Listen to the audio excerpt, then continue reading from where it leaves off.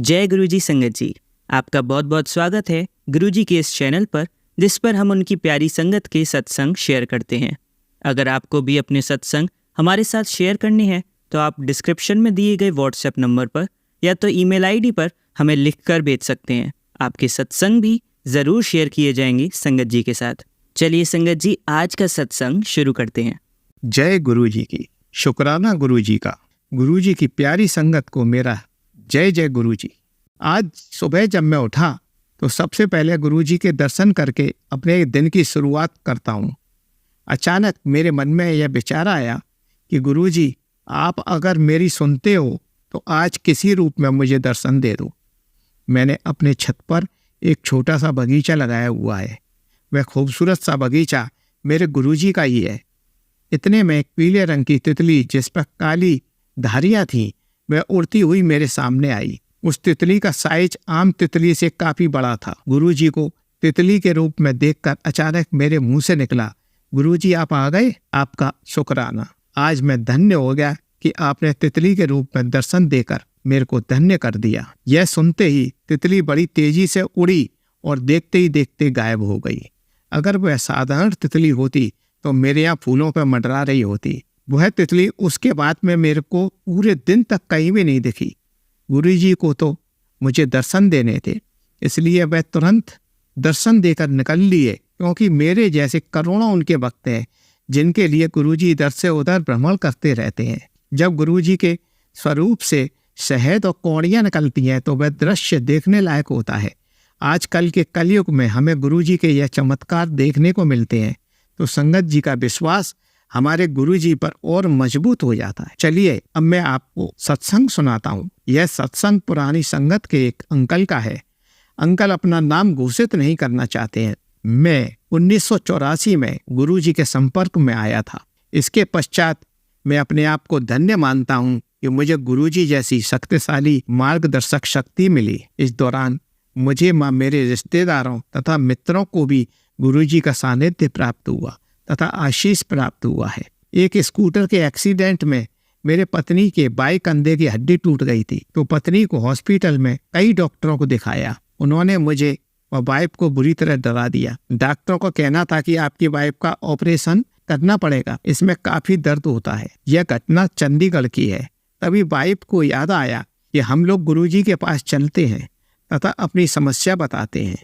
जब हम गुरुजी के पास पहुंचे तो प्रातः के 4 बज रहे थे। गुरुजी ने मेरा हाथ अपने हाथ में ले लिया।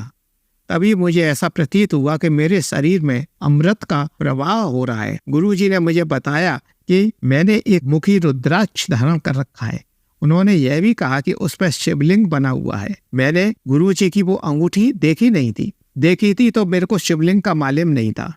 जब मैंने गौर से देखा तो उस पर शिवलिंग भी बना हुआ था। तब गुरुजी ने अंगूठी हाथ में लेकर मुझे दिखाई तो मेरे को शिवलिंग स्पष्ट दिखाई देने लगा। मैं बड़े ही आश्चर्य में पड़ गया। काफी दिनों से अपने पेट के दर्द से परेशान था। मैं जब भी कुछ खाता था तो मुझे दस्त हो जाते थे। कोई भी चीज पचती नहीं थी। मुझे कभी कभी तो 25-30 बार शौच जाना पड़ता था। मैंने कई डॉक्टरों को तथा हकीमों को दिखाया, लेकिन कोई फायदा नहीं हुआ। एक दिन संगत में मेरी हालत खराब हो गई। तब गुरुजी को मेरी तबीयत के बारे में पता चला। गुरुजी ने मुझे अमृत दिया और घर जाने के लिए कह दिया। उस दिन मैं ऑफिस नहीं जा पाया क्योंकि मुझे दस्त की बीमारी फिर लग गई। इसी बीच गुरुजी ने मेरे हालचाल जानने के लिए फ़ोन किया तो मैंने गुरुजी को बताया कि गुरुजी मेरी तबीयत ठीक नहीं है, मेरी परेशानी तो अब और ज़्यादा बढ़ गई है। इस पर गुरुजी ने कहा कि यह तो अच्छे संकेत हैं, तुम्हारी बीमारी अब ज़्यादा होकर बाहर निकल रही है। घबराने की कोई आवश्यकता नहीं है, तुम्हारा रोग शरीर से बाहर निकल रहा है। अगले दिन प्रातःकाल मुझे यह महसूस हुआ कि आज मुझे काफी फायदा हो गया है। अब मैं काफी स्वस्थ महसूस कर रहा था। मैंने गुरुजी को फोन करके बताया, गुरुजी अब तो काफी आराम आ गया है। यह सुनकर गुरुजी ने कहा कि अभी तुम पूर्ण रूप से ठीक नहीं हो, तुम्हारा रोग अभी शेष है, वह अगले दिन ही ठीक होगा। गुरुजी ने मुझे अगले दिन आने को कहा। दूसरे दिन जब मैं गुरुजी के पास पहुंचा तो गुरुजी ने अपने रुद्राक्ष और एक चम्मच से मेरी नाभि को छुआ तो ऐसा महसूस हुआ कि बिजली का तीव्र झटका लगा है। मैं तुरंत जमीन पर गिर गया। इस पर गुरुजी ने मुस्कुराते हुए कहा, तुम्हारा यह रोग अब ठीक हो गया है। उस बिजली के झटके के बाद मुझे यह बीमारी कभी नहीं हुई। इसी बीच मेरी पत्नी बबली की तबीयत खराब हो गई। इस पर मैंने संगत में गुरुजी को बताया कि पत्नी की तबीयत काफी खराब चल रही है, इसीलिए संगत अटेंड नहीं कर पा रही है, वे इस लायक नहीं है कि यहाँ आ सके। तब एक शनिवार गुरुजी हमारे घर ही आ गए। उनके निर्देश के अनुसार साबुत उड़द की दाल की 3 रोटियां बनाई गई। आधी रोटी को शौचालय में डालकर जल प्रवाहित कर दिया गया। शेष 2.5 रोटियों को बबली के कंधे पर रखकर गुरुजी ने कुछ उच्चारण किया तथा 1 रोटी मेरे हाथ में दी और यह कहा कि इस रोटी को काले कुत्ते को खिला दे। मैं भौचक्का सा होकर गुरुजी का मुंह देख रहा था कि रात्रि के 9 बजे छावनी क्षेत्र में काला कुत्ता कहाँ मिलेगा। मैंने गुरुजी को अपनी शंका बताई कि इतनी रात हो गई है गुरुजी, काला कुत्ता कहाँ मिलेगा। गुरुजी ने शांत स्वर में कहा, नीचे जाओ तो मैं काला कुत्ता अपने आप मिल जाएगा। जैसे ही मैं नीचे गया मुझे बाहर एक काला कुत्ता मिल गया। उसी समय बबली का यह रोग भी स्वतः ही दूर हो गया। गुरुजी का जब भी मन होता था हमारे घर आ जाते थे। उनके साथ उनकी संगत भी आती थी। गुरुजी बिना संगत के कहीं भी नहीं जाते थे। गुरुजी के साथ पूरी उनकी सेना चलती थी। एक दिन जब गुरुजी हमारे यहाँ आए तो बहुत सारे अतिथि हमारे यहाँ बैठे हुए थे। अचानक गुरुजी ने बीच में रखे कटोरे में से बादाम उठाए और अतिथियों को कहा कि यह लो, अखरोट खाओ, बादाम खाओ, पिस्ता खाओ, किशमिश खाओ, और यह कहते हुए सभी लोगों को बांट दिए। साथ ही साथ गुरुजी ने सभी फलों के नाम भी लेते जा रहे थे कि ये भी खाओ, ये भी खाओ, आम भी खाओ, अमरूद खाओ। सभी लोगों के आश्चर्य का ठिकाना नहीं रहा कि वह बादाम सभी फलों में परिवर्तित हो गई। गुरुजी का यह रूप देखकर सारी संगत के आश्चर्य का ठिकाना नहीं रहा। मैं खुद सेना में था तो मेरे एक जवान नायक आनंदन को बाधा दौड़ में पीठ पर गहरी चोट लग गई। उस जवान का मिलिट्री हॉस्पिटल में काफी उपचार हुआ, लेकिन सेना के सब कार्य करने में अक्षम हो गया। उसे सेना से निर्वत करके घर भेजा जा रहा था। वह जवान काफी दुखी था। अभी उसकी नौकरी को ज्यादा समय नहीं हुआ था। उसे ऐसा लगता था कि अपने परिवार का पालन पोषण कैसे करेगा। अभी तो बहुत जिंदगी पड़ी है। अब मैं कोई कार्य करने लायक भी नहीं रह गया हूँ कि बाहर कोई काम करके अपने परिवार का पालन पोषण कर सकूं। यही सोचकर वह दुखी मन से मेरे पास आया और मेरे से गुरुजी के पास ले जाने की जिद करने लगा। उसने अपनी ड्यूटी के दौरान कई बार मेरे घर पर गुरुजी को आते हुए देखा था तथा गुरुजी के कई चमत्कार भी देखे थे। उसे यह विश्वास था कि यदि गुरुजी उसे देख लेंगे तो वह ठीक हो सकता है। मैं उस जवान को प्रातः 4 बजे गुरुजी के पास ले गया तथा उसे स्वस्थ करने की प्रार्थना की। इस पर गुरुजी ने मुझसे कहा कि यदि मैंने इस जवान को स्वस्थ कर दिया तो इसके कर्मों को कौन काटेगा। यदि इसी अवस्था में रहा तो अगले जन्म में निश्चय ही विकलांग के रूप में जन्म लेगा। इस पर मैंने गुरुजी से प्रार्थना की कि कृपा करके आप ही इसके कर्मों को काट दीजिए। गुरुजी मेरी बातें सुनकर मुस्कुराए और उस जवान को लेट जाने के लिए कहा। उन्होंने उसे छूकर एक ऐसी भयानक मुद्रा बना ली जैसे किसी को डांट रहे हों। नीचे लेटा आनंदन बच्चे की भांति धीरे धीरे ससक कर रो रहा था। यह देखकर मैं आश्चर्य में पड़ गया। फिर गुरुजी ने आनंदन को उठने के लिए कहा और अपनी पट्टियां उतारने को बोला। इस पर आनंदन ने अपने शरीर की सारी पट्टियां उतारकर फेंक दी। फिर गुरुजी ने कोई क्रिया की। इसके पश्चात मुझसे कहा कि इस जवान को सही होने में अभी थोड़ा सा समय और लगेगा। तुम अब इसको 2 दिन बाद मेरे पास लेकर आना। मैं दोबारा से इसका उपचार करूंगा। अगले दिन जब मैं पीटी के लिए जा रहा था तो मैंने देखा कि आनंदन बैरक में दंड बैठक लगा रहा था, जैसे वह अपना शक्ति प्रदर्शन कर रहा हो। मैंने उसे इतनी मेहनत करते हुए देखा तो उसको रुकने के लिए बोला। इस पर आनंदन बोला, सर अब मैं पहले की तरह ही हो गया हूँ। मेरे पूरे शरीर में अब कोई बीमारी नहीं है। अब मैं हर कार्य कर सकता हूँ। मैंने आनंदन को यह बातें गोपनीय रखने के लिए बोला। अगले दिन जब हम लोग गुरुजी के पास पहुंचे तो उन्होंने मुझे अपने पास बुलाया और कहा कि अब यह शनि के प्रकोप से बाहर आया है। आनंदन का रंग साफ हो चला था। शनि के प्रकोप के कारण उसका पूरा शरीर काला पड़ गया था। उसका वजन लगभग 15-20 किलो घट गया था। तब गुरुजी ने आनंदन से पूछा, जब मैंने तुम्हारे शरीर को छुआ था तब तुमने क्या महसूस किया था। इस पर आनंदन ने गुरुजी से कहा कि मैं जब से सोया नहीं हूँ।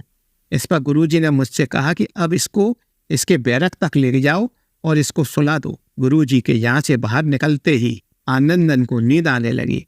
मैं रास्ते में ही मेरी गाड़ी में सो गया। बड़ी मुश्किल से मेरे ड्राइवर ने तथा मैंने उसको बैरक तक पहुंचाया तथा बिस्तर पर सुला दिया।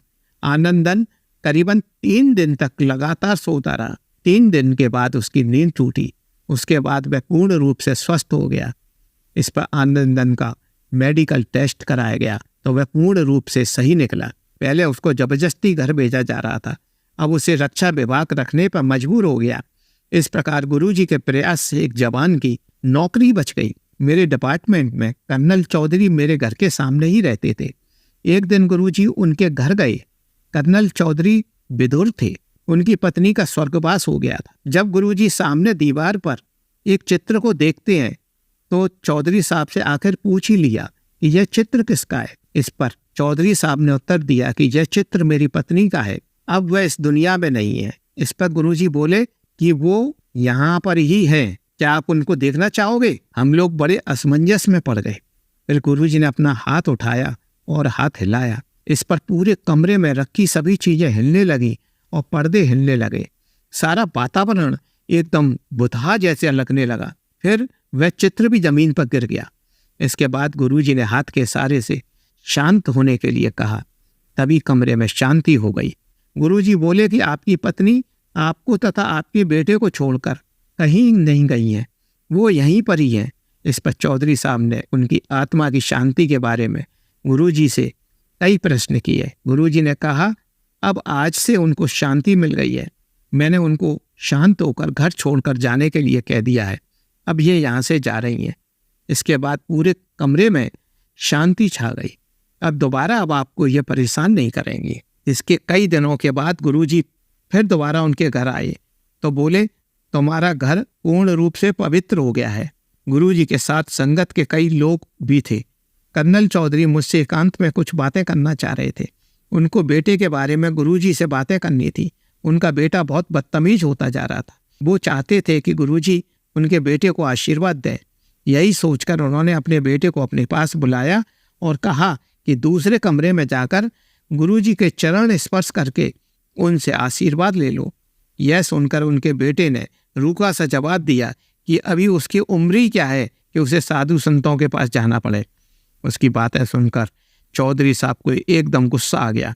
उन्होंने मेरे सामने ही उस लड़के के गाल पर जोरदार चांटा मार दिया। चांटा खाकर लड़का गुस्से में दूसरे कमरे में चला गया। उनको चांटा मारते देखकर मैंने चौधरी साहब को कहा कि अब यह लड़का बड़ा हो गया है, आपको उसे चांटा नहीं मारना चाहिए था। इतने में थोड़ी देर बाद ही गुरुजी अपनी संगत को उसी कमरे में छोड़कर हमारे कमरे में आ गए। कमरे में आते ही गुरुजी ने चौधरी साहब को कहा कि लड़के को चांटा मारने की आवश्यकता नहीं थी, मैंने उसको पूर्ण रूप से ठीक कर दिया है, अब वह तुम्हें निराश नहीं करेगा। इतने में दूसरे कमरे से बेटा आया तथा गुरुजी को अभिवादन करने के पश्चात उसने गुरुजी के चरण स्पर्श किए तथा आशीर्वाद प्राप्त किया। पहले गुरुजी अमृत बांटा करते थे। प्रत्येक भक्त को एक गिलास मिलता था। मैं अपने हिस्से का एक गिलास पी चुका था। अचानक मेरे मन में यह विचार आया कि यदि गुरुजी मुझे अमृत का एक गिलास और दे दे तो मैं यह समझूंगा कि गुरुजी मेरे मन को पढ़ रहे हैं। उसी समय गुरुजी किसी और को वह गिलास दे रहे थे। वह रुके और मेरी ओर देखा और मुझसे बोले कि यह गिलास लो और पियो। 15-20 मिनट बाद मैंने यह विचार त्याग दिया। अब मेरे मन में फिर दोबारा यह विचार उठने लगा, यदि गुरुजी यह तीसरा गिलास भी दे दें तो अब मुझे पूर्ण रूप से विश्वास हो जाएगा कि गुरुजी मेरे मन को पढ़ सकते हैं। गुरुजी उसी समय रुके और मुझसे बोले कि यह गिलास तुम स्वयं पियो। अब मुझे पूर्ण विश्वास हो गया कि गुरुजी हर व्यक्ति के मन को पढ़ सकते थे। पहले गुरुजी को कोई स्पर्श नहीं कर सकता था, भक्त दूर से ही प्रणाम करते थे। एक बार मैं गुरुजी के पास बैठा हुआ था। अचानक मेरे मन में यह ख्याल आया कि मैं कितना भाग्यशाली हूँ जो गुरुजी का सानिध्य मुझे मिला हुआ है और गुरुजी भी मुझसे इतना प्यार करते हैं। और यदि कितना अच्छा होता कि गुरुजी मुझसे अपने चरण स्पर्श करने की इजाजत दे देते।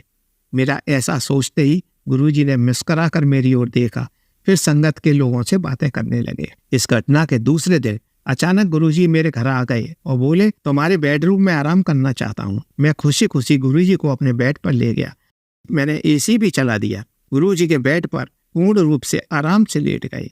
मेरे से बोले, तुम्हारे घर में थोड़ा तेल है, एक कटोरी में तेल ले आओ और मेरे पैरों की मालिश कर दो।